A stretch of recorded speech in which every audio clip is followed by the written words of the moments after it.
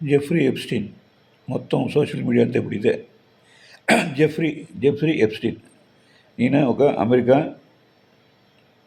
American వెళ్ళగార, the white man. కొంచెం కాదు, అధికం ఎక్కువ క్రిమినల్ ఇది.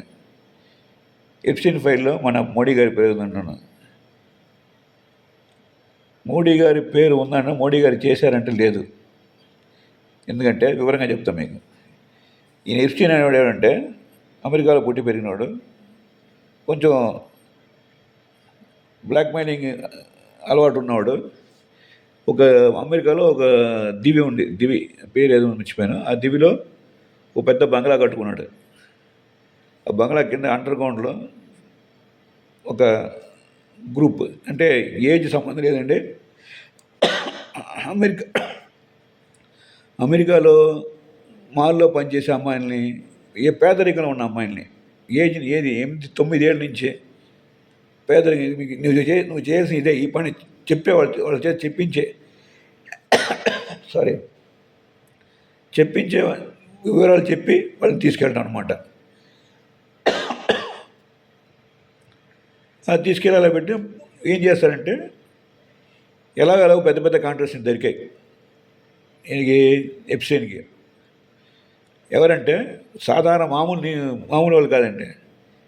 ప్రపంచంలో పెద్ద పెద్ద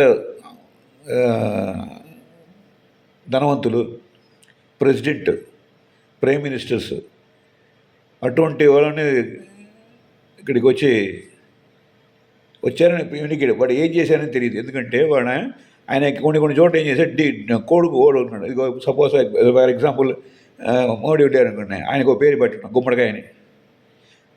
కోడుగా మాట్లాడే తప్ప ఎవరినైనా ఇద్దరు మాట్లాడుకున్నా ఇవాళ గుమ్మడికాయ వచ్చేలేటరా, ఇవాళ ఉల్లిపాయ వచ్చేయలేడు, అలా మాట్లాడుకున్న తప్ప పేరు ఎక్కడ ఉంటే ఓన్లీ ఆయన రాసిన 30 లక్షల పేజీ ఉంది ఒక రిపోర్ట్. 30 లక్షల పేజీలు అది. దాంట్లో పేర్లు ఉన్నాయి. అయితే ఏంటంటే ఈయన్ని అరెస్ట్ చేశారు, ఒక కారణంగా అరెస్ట్ చేశారు ఈయన్ని. పోలీసు అరెస్ట్ చేసేసరికి పోలీసు దగ్గర డీల్ చేసుకున్నాను, నా దగ్గర ఫైల్ ఇచ్చేస్తాను, నీకు ఎవరెవరు ఉన్నారని చెప్పేస్తాను, నన్ను మటుకు వదిలేయి అని చెప్పేసి ఆయన ఒక అగ్రిమెంట్కి వచ్చే పోలీసు. వాళ్ళు ఏం చేశారంటే సరే అని ఒప్పుకొని సెల్లో పడేసి, ఒకరోజు ఏం చేశారంటే అక్కడ ఆయన సెల్కి వెళ్ళే దారిలో మొత్తం సీసీటీవీ కెమెరాలు, అక్కడ ఉన్న పోలీసులు మైకం వచ్చేట్టుగా తిని మైకం పడిపోయేట్టుగా చేసి చెప్పేశారు వాడిని. ఒకరోజు పొద్దున ఏంటంటే ఆత్మహత్య చేసుకున్నాడు. కెమెరా తీయండి లేదు, వచ్చేట్లు. అంత ముందు రోజు పనిచేసింది కెమెరాలో, దాని తర్వాత పనిచేసింది, ఆ పర్టికులర్ డేలో పనిచేయలేదు. దానికి మీద దీన్ని బేస్గా పెట్టుకుని, ఇవన్నీ బేస్గా పెట్టి ట్రంప్ గెలిచాడు. నేను వస్తే ఎప్స్టీన్ ఫైల్ ఓపెన్ చేస్తాను, ప్రపంచంలో ఉన్న అందరినీ నేను ఇచ్చేస్తాను, శిక్షిస్తానని దీన్ని బేస్గా పెట్టి ఎలక్షన్లు దీన్ని ఒక బేస్గా పెట్టి గెలిచాడు అనమాట. ఇప్పుడు వచ్చేసరికి ఆయన తీయాలి కదా, ఫైల్ ఈ చేతి దొరికింది. 30 లక్షల పేజీల ఫైల్ ఈ చేతి దొరికింది. దీంట్లో అంటే ఎలా ఒక షార్ట్లో ముగించి, ఎక్కువ చెప్పను, షార్ట్లో ముగించేస్తాను. దీంట్లో మనకు తెలియకుండా మన అంబానీ గారు ఒకసారి ఆయనతో మాట్లాడాడంట ఫోన్ కానీ తెలిసినాయి. చెప్పిన నాకు పెద్ద వాళ్ళు తెలిసి నేను పరిచయం చేస్తాను. అప్పుడు మోడీ పేరు చెప్పాడు. యాక్చువల్గా మోడీ అక్కడికి వెళ్ళాడా చేశాడా అని లేదు, ఎందుకంటే వీళ్ళ పేరుని డీకోడ్ చేశాడు కదా. గుమ్మడికాయ వచ్చాడు, బెండకాయ వచ్చాడు, ఉల్లిపాయ వచ్చి అలా చెప్పుకుంది తప్ప ఇంకా పేర్లు చెప్పలే అక్కడ.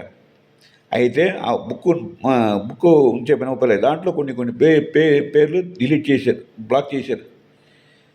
ఈయన చెప్పి నాకు మోడీ తెలుసు అని చెప్పి, ఇప్పుడు ఫ్రెండ్స్ మాట్లాడుకున్నాను అనుకోండి, నాకు ఇండియన్ ప్రైమ్ మినిస్టర్ తెలుసు, వాళ్ళు తెలుసు అనుకుంటాం తప్ప పేరు చెప్తాం మనం. కానీ ఈయన కోడ్గా వాడుకున్నాడు. ఇది ఈయన ప్రాపర్గా ఫోన్ చేసిన రికార్డ్స్ లేవు, ఏది అమ్మాయితో మాట్లాడినప్పుడు. అయితే అమ్మని కానీ ఏమన్నాడంటే నాకు మోడీ తెలుసు, నాకు పరిచయం చేస్తాను నీకు అన్నాడంట. నేను అందరికీ ఆయన ఆ దివిలో వెళ్తే అసలు దీంట్లో వెళ్ళని పెద్దవాళ్ళు ఎవరు లేరు అక్కడ. ప్రపంచంలో ఉన్న పెద్దవాళ్ళు అందరూ అక్కడ వెళ్ళారంట. ఒకళ్ళు కాదు కదా, అందరూ వెళ్ళారు. కానీ అక్కడ ఆ బుక్లో ఉన్న పేర్లు తప్ప ఫోన్లో పోయి మాట్లాడేటప్పుడు కోడ్గా మాట్లాడుకున్నాడు. సో ఈయనే వెళ్ళారని అక్కడ ఆధారం లేదు అక్కడ. మళ్ళా వాడు బతికొచ్చి చెప్తే తప్ప, నేను గుమ్మడిగా అనేది మోడీని అని చెప్తే తప్ప ఇంకా బాధికరాడు అయిపోయింది ఆయన. ఇది పెట్టుకుని ఇప్పుడు మన మోడీ గారిని ఆయనకి బ్లాక్మెయిల్ చేస్తున్నాడు ఆయన. ఎవరు? ది గ్రేట్ వరల్డ్ నెంబర్ 1 రాజకీయవేత్త ట్రంప్ గారు. ఇది యాక్చువల్గా జరిగింది. అంతేగాని ఆయన అక్కడ చేశాడనేది ఎక్కడ ఏ ఆధారం లేదు. ఓకే, ఈయన ఇప్పుడు మనం ఇద్దరు మాట్లాడినప్పుడు వస్తుంది కదా సరే మోడీ దగ్గరికి వెళ్ళాను అయితే ఫలానా డాక్టర్ దగ్గరికి డాక్టర్ పేరు తెలియదు డాక్టర్ దగ్గరికి వెళ్ళాను మనం మాట్లాడుకుంటాం కదా అంటే ఆ డాక్టర్ అక్కడికి వచ్చినట్టు అర్థం కాదుగా డాక్టర్ ఉద్యోగం డాక్టర్ దగ్గరికి వెళ్ళాను మాట్లాడుకుంటాం అంతే. ఇలా కాన్వర్జేషన్లో అప్పుడు ఆ మోడీ గారి పేరు వచ్చింది. మోడీ అక్కడికి వెళ్ళాడు లేదు ఆధారం లేవు కానీ ఇక్కడ కాంగ్రెస్ యూజ్ చేసుకుంటుంది. ఇప్పుడు ఏదో ఉంది అక్కడ అని కాంగ్రెస్ యూజ్ చేసుకుంటుంది. దానివల్ల ఈయన 50% నుంచి 18% ఒప్పుకున్న ఫార్మర్స్కి నేను చేయను ఫస్ట్ ద్రోహం చేయను అన్నవాడు ఇప్పుడు ఫార్మర్స్ ద్రోహం చేశాడు. ఇప్పుడు వాళ్ళ తయారీ చేసుకుని మన ఏది కెమికల్ కానీ ఇంక ఇతరత్ర ఏదైనా పెట్రోల్ గిట్ట వేయలేదని మనం తీసుకుంటే ఇక్కడ ఫెర్టిలైజర్స్ ఏదైనా సరే ముందు ఫార్మర్స్ దెబ్బ కొడుతుంది. ఫస్ట్ చేయని చెప్పాడు. దీన్ని వల్లే చేశాను కాంగ్రెస్ క్లెయిమ్ చేస్తుంది. ఇది జరిగిందనమాట.